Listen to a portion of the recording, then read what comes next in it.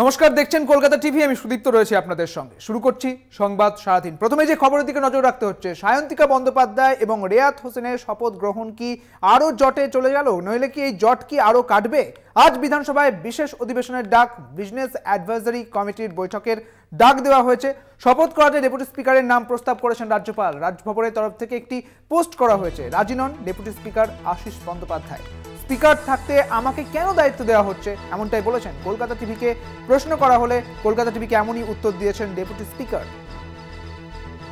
বিস্তারিত জানবো, আমাদের সঙ্গে রয়েছেন আমাদের প্রতিনিধি দুর্গাদাস বন্দ্যোপাধ্যায়। দুর্গাদাস, ডেপুটি স্পিকারকে বলা হয়েছে রাজভবনের তরফ থেকে একটি পোস্টের মাধ্যমে, কিন্তু স্পিকার বলছেন যে কোনো রকম সরকারি নোটিশ দেওয়া হয়নি। আবার ডেপুটি স্পিকার বলছেন যে স্পিকার থাকতে কেন আমাকে বললেন, কি জানতে পারছো? দেখো, গতকালকে স্পিকার বিমান বন্দ্যোপাধ্যায় একটা বিষয় খুব পরিষ্কার করে দিয়েছেন যে আজকে একটি বিএ কমিটি ডাকা হয়েছে বিধানসভার অন্দরে, এবং তারপরে বিএ কমিটি শেষ হওয়ার পর আজকে স্পেশাল বিধানসভার যে অধিবেশন সেটাও ডাকা হয়েছে। তার পেছনে অন্যতম কারণ দেখানো হচ্ছে যে আমাদের পরিষদীয় নেতা পক্ষ থেকে যে চিঠি বিমান বন্দ্যোপাধ্যায়কে ইতিমধ্যে দেওয়া হয়েছিল, তাতে বলা হয়েছে 9টি যে স্ট্যান্ডিং কমিটি রয়েছে, সেই স্ট্যান্ডিং কমিটি যারা চেয়ারম্যান রয়েছে তাদের কার্যকালের মেয়াদ 1 থেকে 1.5 মাস। তাই সেটা শেষ হয়ে যাওয়ার আগেই এই স্ট্যান্ডিং কমিটির বৈঠকের মাধ্যমে এই বিধানসভার বিএ কমিটি এবং স্পেশাল অধিবেশনের মাধ্যমে তাদের এই মেয়াদ যদি এক্সটেন্ড করা যায়। কিন্তু এর পেছনে অন্যতম উদ্দেশ্য হচ্ছে দুই বিধায়ক দীর্ঘদিন ধরে, প্রায় 1 মাস 2 দিন ধরে এই যে বিধানসভার অন্তরে তারা জয়লাভ করে বসে রয়েছে, তাদেরকে রাজভবনের তরফ থেকে এখনো পর্যন্ত তাদের ওথ বা শপথ পাঠ করানোর যে ব্যবস্থা বা প্রক্রিয়া এখনো পর্যন্ত সম্পন্ন করা হয়ে উঠলো না। সেই ব্যবস্থাটা যাতে আজকে বিএ কমিটিতে এবং স্পেশাল এই অধিবেশনের মাধ্যমে নেওয়া যায় এবং তাদের ওথ টেকিং এর যে অনুষ্ঠানটা সেটা করিয়ে তাদেরকে সাংবিধানিকভাবে তাদেরকে পূর্ণ মর্যাদা দেওয়া যায় বিধায়ক হিসাবে, এবং তাদেরকে যাতে এই বিধানসভার অন্তর্ভুক্ত করা যায়, তারা সমস্ত বিধানসভার কাজে যাতে পার্টিসিপেট করতে পারে, সেই ব্যবস্থাটাই কিন্তু আগের নেওয়া হতে চলেছে আজকের এই বিএ কমিটি এবং তারপরে স্পেশাল অধিবেশন থেকে। তাহলে বুঝতে পারছো যে রাজভবন এবং রাজ্য সরকারের পক্ষ থেকে যে দড়িটানাটানি, তার মধ্যে করে এই দুজন নতুন বিধায়ক বিধায়িকার যে ভবিষ্যৎ তা কিন্তু একটা অনিশ্চিতের দিকে চলে যাচ্ছিল।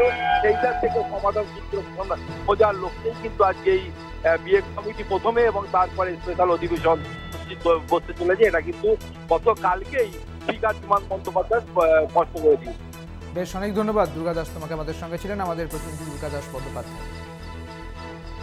অন্যদিকে শপথ গ্রহণে ডেপুটি স্পিকার আশিস বন্দ্যোপাধ্যায়ের নাম প্রস্তাব করেছেন রাজ্যপাল। তিনি রাজভবনের পক্ষ থেকে একটি পোস্ট করা হয়েছে, তবে চিঠি পায়নি, পেলেও প্রত্যাখ্যান করব জানিয়ে দিয়েছেন বিধানসভার deputy speaker Ashis Bandyopadhyay. Kolkata TV তার সঙ্গে যোগাযোগ করলে, কলকাতা টিভি তার সঙ্গে যখন যোগাযোগ করেছিল, স্পিকার থাকতে কেন দায়িত্ব নেওয়া আমাকে দেওয়া হচ্ছে, এমনটাই প্রশ্ন তুলেছেন ডেপুটি স্পিকার। কলকাতায় স্পিকার থাকতে তাকে কেন দায়িত্ব দেওয়া হচ্ছে, এমনই প্রশ্ন তুলছেন ডেপুটি স্পিকার আশিস বন্দ্যোপাধ্যায়। তিনি ঠিক কি বলেছেন শোনাবো আপনাদের। এটা আপনাদের কাছে শুনছি, আমার কাছে কোনো চিঠি কোনো কমিউনিকেশন নেই। হ্যাঁ, যে যদি এই ধরনের কোনো চিঠি আসেও তাহলেও আমি সবিনয়ে প্রত্যাখ্যান করব। কারণ যেখানে মাননীয় স্পিকার সাহেব উপস্থিত আছেন, যেখানে তিনি কলকাতায় আছেন, তিনি বিধানসভায় আছেন, তিনি নিজে রাজ্যপাল মহোদয়কে চিঠি লিখেছেন যে মানে আপনি আসুন, শপথ বাক্য পাঠ করান এবং আমি আপনাকে স্বাগত জানাবো। সেখানে স্পিকারকে বাদ দিয়ে ডেপুটি স্পিকারকে কেন? সেটা আমি সবিনয় প্রত্যাখ্যান করবো যদি এরকম চিঠি আসে। না, এটা তো ইচ্ছাকৃত হয়ে সৃষ্টি। কারণ এটা কি মানে বিধানসভা তো একটা গরিমার জায়গা আমাদের, তো সেই বিধানসভায় শপথ নেওয়ানোতে কি অসুবিধা ছিল? আমরা কিছু মানে আমার তো কোনো অঙ্কেই মিলছে না যে এতে কোনো অসুবিধা ছিল। একজন বিধায়ক 4 জুন যিনি ইলেক্টেড হয়েছেন, আজকে 2জন বিধায়ক তারা ধর্ণা দিতে হচ্ছে যে আমাদেরকে শপথ নেওয়ান। এটা কি খুব গরিমার বিষয় না? এটা লজ্জার বিষয়, এটা কাম্য নয়। হ্যাঁ, এটা কিছুতেই কাম্য নয়। আর অন্যদিকে বর্ণনগরের উপনির্বাচনে জয়ী যে তৃণমূল প্রার্থী অর্থাৎ সায়ন্তিকা বন্দ্যোপাধ্যায় তিনি ঠিক কি জানিয়েছেন শোনাবো। সত্যমেব জয়তে। আমরা ভুল কিছু চাইনি, আমরা ভুল কিছু আবেদন করিনি, দাবি করিনি। আমরা শান্তিপূর্ণভাবে আমাদের যেটা বক্তব্য ছিল সেটা আমরা জানিয়েছি এবং প্রতিবাদ করেছি যে জায়গায় মনে হয়েছে, এবং সত্যের জয় হলো। এবং ধন্যবাদ জানাবো অবশ্যই রাজ্যপাল, মাননীয় রাজ্যপালকে, যে বেটার লেট দ্যান নেভার। উনি দেরিতে হলেও উনি আমাদের কথা ভেবে উনি করেছেন, এবং তার জন্য তাকে ধন্যবাদ জানাবো অবশ্যই। এবং অবশ্যই ধন্যবাদ জানাবো আমাদের মাননীয় অধ্যক্ষকে।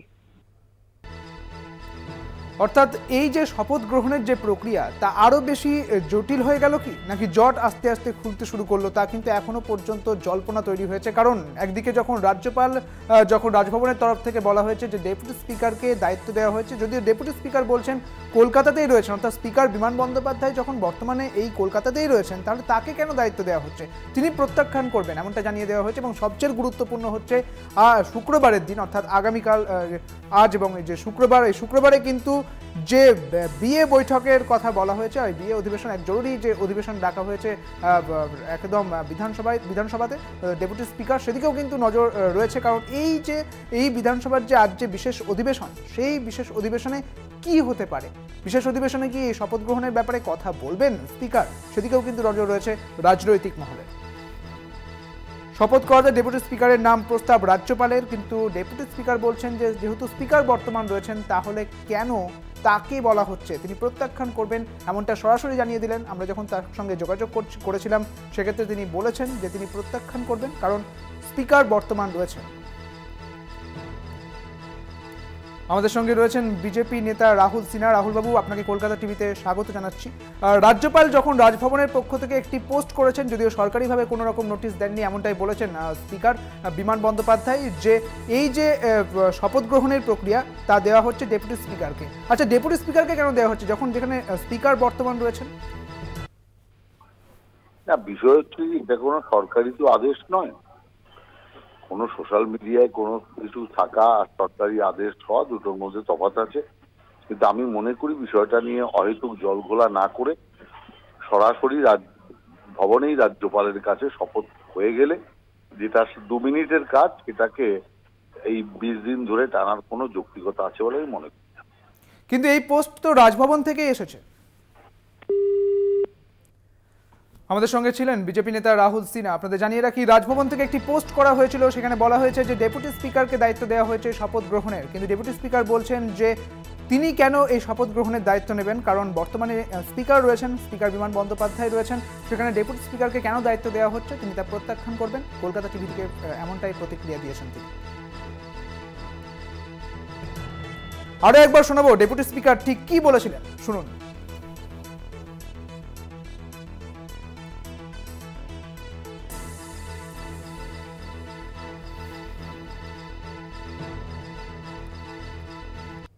এটা আপনাদের কাছে শুনছি, আমার কাছে কোনো চিঠি, কোনো কমিউনিকেশন নেই।